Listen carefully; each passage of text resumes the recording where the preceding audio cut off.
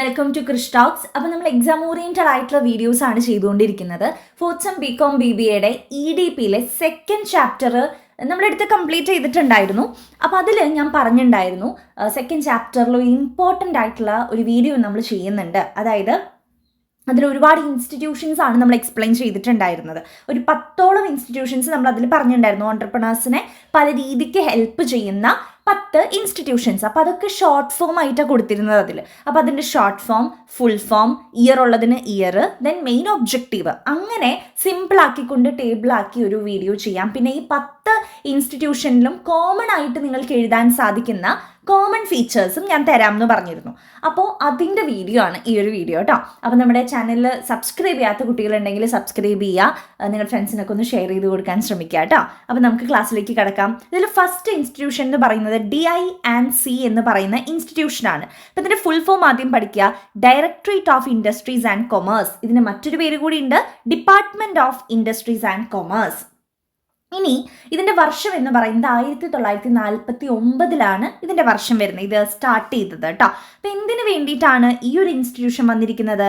To facilitate industrial growth and provide support to MSME, micro small medium enterprises. അതാണ് MSME. MSMEകൾക്ക് ഗ്രോത്തിനും അതേപോലെ തന്നെ എല്ലാവിധ സപ്പോർട്ടും കൊടുക്കാൻ വേണ്ടിയിട്ടാണ് DI&C എന്ന് പറയുന്ന ഈ ഒരു ഇൻസ്റ്റിറ്റ്യൂഷൻ 1949 വന്നിരിക്കുന്നത്. ഇനി രണ്ടാമത്തെ ഇൻസ്റ്റിറ്റ്യൂഷനാണ് DIC. തെറ്റിക്കരുത്, മറ്റേത് DI&C, ഇത് DIC ആണ് കേട്ടോ. ഇതിൻ്റെ ഫുൾ ഫോം എന്ന് പറയുന്നത് ഡിസ്ട്രിക്ട് ഇൻഡസ്ട്രി സെൻറ്റർ ആണ്. ഫസ്റ്റ് മെയ് 1978 ഇത് വന്നത് കേട്ടോ. ഇതിൻ്റെ ഫുൾ ഫോം എന്താണ്? District industry centre. മെയിൻ എയിമോ effective promotion of cottage and small industries widely dispersed in rural areas and small towns. Rural ഏരിയയിലും ചെറിയ ചെറിയ ടൗൺ ഏരിയയിലൊക്കെ ഉള്ള കോട്ടേജ് ആൻഡ് സ്മോൾ ഇൻഡസ്ട്രീസിൻ്റെ പ്രൊമോഷനാണ് ഇവർ ഉറപ്പുവരുത്തുന്നത്. മൂന്നാമത്തത് സിഡ്കോ. സിഡ്കോ എന്ന് പറഞ്ഞു കഴിഞ്ഞാൽ വളരെ ഇമ്പോർട്ടൻ്റ് ആണ്, കാരണം മിക്ക വർഷങ്ങളും ചോദിക്കാറുള്ളതാണ് സിഡ്ബി, സിഡ്കോ ഒക്കെ. ഇതൊന്ന് കൃത്യമായിട്ട് പഠിക്കുക. ബാക്കിയുള്ളത് ഇമ്പോർട്ടൻ്റ് അല്ല എന്നല്ല ഞാൻ പറയുന്നത്, ഇത് പ്രീവിയസ് ഇയറിൽ ചോദിച്ചു എന്ന് മാത്രം. അപ്പോൾ സിഡ്കോൻ്റെ full form state small industry development corporation limited എന്നുള്ളതാണ്. Small industries development corporation limited. അപ്പോൾ ഇതിൽ 1975 ഇത് വന്നിട്ടുള്ളത്. To promote the growth and development of micro small and medium enterprises and provide infrastructure facilities like road, drainage, electricity and water supply. ഇവർ MSMEയുടെ ഗ്രോത്തും ഡെവലപ്മെൻറ്റും promote ചെയ്യുന്നുണ്ട്. അതേപോലെ തന്നെ ഒരു ഇൻഫ്രാസ്ട്രക്ചർ ഫെസിലിറ്റീസ്, ഇൻഫ്രാസ്ട്രക്ചർ എന്ന് വെച്ചാൽ അടിസ്ഥാന സൗകര്യങ്ങൾ, അതായത് road, drainage, electricity, water supply, ഇതുപോലുള്ള ഇൻഫ്രാസ്ട്രക്ചർ ഫെസിലിറ്റീസും MSMEകൾക്ക് പ്രൊവൈഡ് ചെയ്യുന്നുണ്ട്. അങ്ങനെ പ്രൊവൈഡ് ചെയ്യുന്നതാണ് സിഡ്കോ. അപ്പോൾ ഈ മെയിൻ ഒബ്ജക്റ്റീവ്സ് ഉണ്ടല്ലോ, അത് നിങ്ങൾ ബൈഹാർട്ട് ചെയ്ത് പഠിക്കുക. ഇപ്പോൾ ഈ ഒരു ടേബിളിലെ short form, full form, year, main objective, ഇത്രയും ഓരോന്നിൻ്റെ പഠിച്ചിട്ട് പിന്നെ ഞാൻ തരുന്ന കോമൺ ഫീച്ചേഴ്സ് നിങ്ങൾ എഴുതിയാൽ മതി. മനസ്സിലായോ? അപ്പോൾ സിമ്പിളായിട്ട് എല്ലാത്തിൻ്റെയും ഒരൊറ്റൊരു കോമൺ ഫീച്ചേഴ്സ് 10 എണ്ണം കണ്ടുണ്ട് ഞാൻ തരുന്നുണ്ട്. ആ 10 എണ്ണം പഠിച്ചു കഴിഞ്ഞാൽ ഇതിലേത് ചോദിച്ചാലും എഴുതാം. നമുക്ക് ഏത് ചോദിച്ചാലും എഴുതാമെന്ന് വെച്ച് കഴിഞ്ഞാൽ ഈ DI&C ചോദിച്ചു, അപ്പോൾ നിങ്ങൾ ആ മെയിൻ ഒബ്ജക്റ്റീവ് എഴുതണം. To facilitate industrial growth and provide support to MSME എന്നുള്ളത് എഴുതണം. അത് കഴിഞ്ഞിട്ട് ഞാൻ തന്ന കോമൺ ഫീച്ചേഴ്സ് എഴുതിയാൽ മതി. അപ്പം നിങ്ങൾക്ക് ഒരു തവണ പഠിക്കേണ്ട ഒരു ബുദ്ധിമുട്ടേ ഉള്ളൂ. പിന്നെ ഏത് ചോദിച്ചാലും ആ കോമൺ ഫീച്ചർ അതിൻ്റെ കൂടെ ഓരോന്നിൻ്റെ മെയിൻ ഫീച്ചർ കൂട്ടി നിങ്ങൾക്ക് എഴുതാം. മെയിൻ ഫീച്ചർ എപ്പോഴും ആദ്യം എഴുതാം, പിന്നെ ഞാൻ തന്ന കോമൺ ഫീച്ചേഴ്സ് എഴുതാം കേട്ടോ. സിമ്പിളായിട്ടുള്ള കോമൺ ഫീച്ചേഴ്സാണ്, നമുക്ക് ഈ ഒരു വീഡിയോയിൽ തന്നെ അത് പറയാം. ഇനി നാലാമത്തത് NSIC ആണ്. NSICയുടെ full form the national small industries corporation എന്നാണ്. 1955 ഇത് നിലവിൽ വന്നത്. To support small scale industries in India. Small scale ഇൻഡസ്ട്രീസിനെ സപ്പോർട്ട് ചെയ്യാൻ വന്നത്. എല്ലാതും ഈ സ്മോൾ സ്കെയിൽ ഇൻഡസ്ട്രീസിനെ പ്രൊമോട്ട് ചെയ്യുക, ഡെവലപ്പ് ചെയ്യുക, ഗ്രോത്ത് സപ്പോർട്ട് ചെയ്യുക, ഹെൽപ്പ് ചെയ്യുക, ഇതൊക്കെ തന്നെയാണ് കേട്ടോ. ഇനി അടുത്തത് സിഡ്ബി. സിഡ്ബിയും സിഡ്കോയും എല്ലാവർക്കും തെറ്റാറുണ്ട് കേട്ടോ. അപ്പോൾ സിഡ്കോ നമ്മൾ മൂന്നാമത് പറഞ്ഞതാ, സിഡ്ബി ആണിത്. സിഡ്ബിയുടെ full form small industries development bank of India. ഇത് നമ്മൾ ബാങ്കിങ്ങിലും പഠിക്കുന്നുണ്ട് സിഡ്ബിനെ കുറിച്ച്. അപ്പോൾ അവിടെ പഠിച്ച കാര്യങ്ങളായാലും നിങ്ങൾക്ക് ഇവിടെ എഴുതാം കേട്ടോ. ഏപ്രിൽ 2, 1990 സിഡ്ബി നിലവിൽ വന്നത്. To promote finance and develop the micro small medium enterprise. ഇതൊരു ബാങ്ക് പോലെ പ്രവർത്തിക്കുന്നുണ്ട്. ഇവർക്ക് ഫിനാൻഷ്യൽ ആക്ടിവിറ്റീസാണ് ഇവർ മെയിനായിട്ട് ചെയ്യുന്നത് MSMEകൾക്ക് വേണ്ടിയിട്ട്. ആറാമത്തത് KVIC, khadi village industries commission. അപ്പോൾ ആ പേരിൽ നിന്ന് തന്നെ മനസ്സിലാക്കാം ഖാദി പ്രൊമോഷനാണ് ഇവർ ചെയ്യുന്നത്. 1957 നിലവിൽ വന്നത്. Its primary objective is to promote khadi and village industries, creating employment opportunities in rural areas. അടുത്തത് SISIs ആണ്, അതായത് സ്മോൾ ഇൻഡസ്ട്രീസ് സർവീസ് ഇൻസ്റ്റിറ്റ്യൂട്ട്സ്. 1956 ഇത് നിലവിൽ വന്നത്.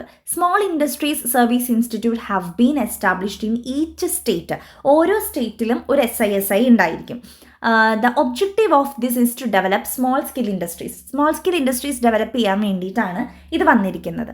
8ാമത്തത് KITCO, KITCO, full form Kerala industrial and technical consultancy organisation limited.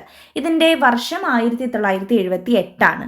The objective of KITCO is to meet the technical consultancy. ഇവർ technical ആയിട്ടുള്ള consultancy കൊടുക്കുന്നു, technical knowledge കൊടുക്കുന്നു, ടെക്നിക്കൽ ആയിട്ടുള്ള ഇൻഫോർമേഷൻസ് കൊടുക്കുന്നു, അതിൻ്റെ ട്രെയിനിങ് കൊടുക്കുന്നു. അങ്ങനെ ഓൺടർപ്രണേഴ്സിന് ഒരു ടെക്നിക്കൽ കൺസൾട്ടൻസിയാണ് ഇവർ പ്രൊവൈഡ് ചെയ്യുന്നത്.